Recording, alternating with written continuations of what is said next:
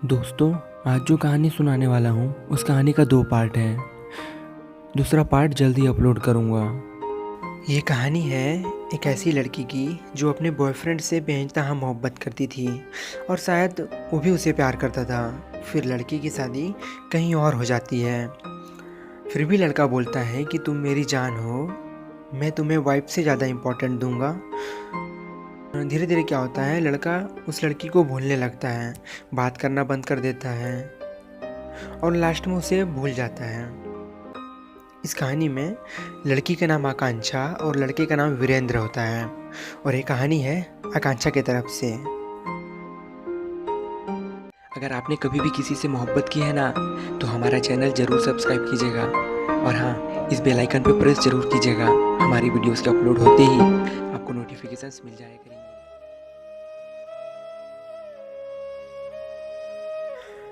हम दोनों की मुलाकात फेसबुक पर हुई थी। उस टाइम प्यार क्या होता है मैं जानती तक नहीं थी।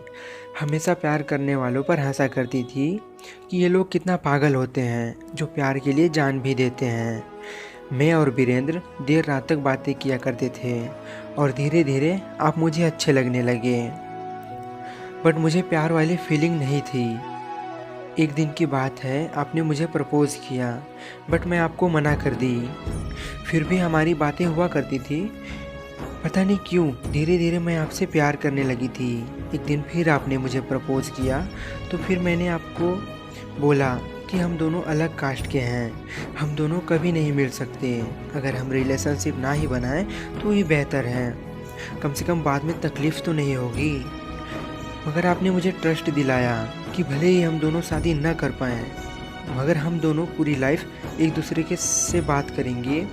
मैं शादी तो फैमिली वालों के लिए करूँगा, मेरा प्यार तुम हमेशा रहोगी। इतना सुनते ही मैं खुश हो गई और आपको एक्सेप्ट भी कर ली। हम दोनों बहुत बातें करने लगे एंड मैं हमेशा सोचती थी कि किस तरह मैं तुम्हें खुश रखूं। मैं अपनी खुशी को भूलकर आपकी खुशी को अपना खुशी मानती थी। मैं हमेशा आपकी खुशी के लिए झूठ बोलती थी, जो तुम्हें पसंद थी वो सब कुछ करती थी। मैं भूल चुकी थी कि मेरी खुशी किस में है। हम दोनों का प्यार बढ़ता गया। एक दिन आप अपने गांव गए और आपकी शादी फिक्स हो गई और आपने उस लड़की का पिक भी दिया। मैं अपने दिल पे पत्थर रख बोला कि लड़की अच्छी है।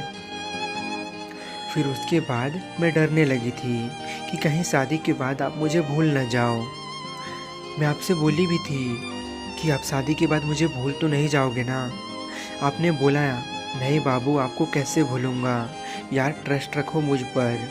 हाँ, ज़्यादा बात नहीं कर पाऊँगा बट डेली बात करेंगे। मैंने बोला हाँ बेबी, अपना हालचाल देते रहना, मैं आपके बिना नहीं रह सकती।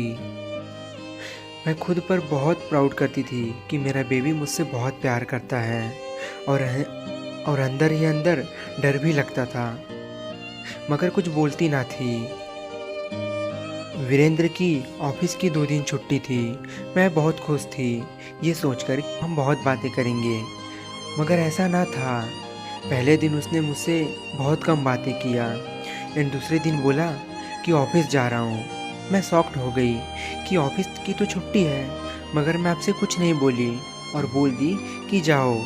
और उस दिन आप पूरे दिन ऑनलाइन थे बट मुझे मैसेज भी नहीं किया।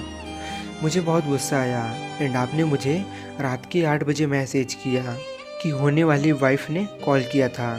मैंने गुस्सा में बोल दिया कि शादी तोड़ दो अपनी, मैं आपको किसी और के साथ नहीं देख सकती, तुम सिर्फ मेरे हो। आपने बोला कि नहीं तोड़ूंगा शादी और मैं तुमसे बाद में बात करता हूँ, ये बोलकर फ़ोन काट दिया। लेकिन उस टाइम भी आप ऑनलाइन थे, मगर आपने मुझे एक मैसेज तक नहीं किया और रात को मैसेज किया कि आँख में जलन हो रही है, बात नहीं कर पाऊँगा। फिर गुड नाइट बोलकर सो गए। मगर पहले ऐसा ना था, कितनी भी थक जाते थे मगर बातें किया करते थे। मैं हमेशा इंतज़ार करती थी आप कब मैसेज करोगी, मगर आपका मैसेज ही ना आता था। मुझे ऐसा लग रहा था कि आप मुझसे दूर जा रहे हो। मैं बहुत रोती थी मगर तुम्हें कोई फ़र्क ही नहीं पड़ता था। मैं तुम्हें मैसेज की, तुम शादी तो कर लो, मगर मैं तुम्हें किसी और के साथ नहीं देख सकती, मैं अपनी जान दे दूंगी।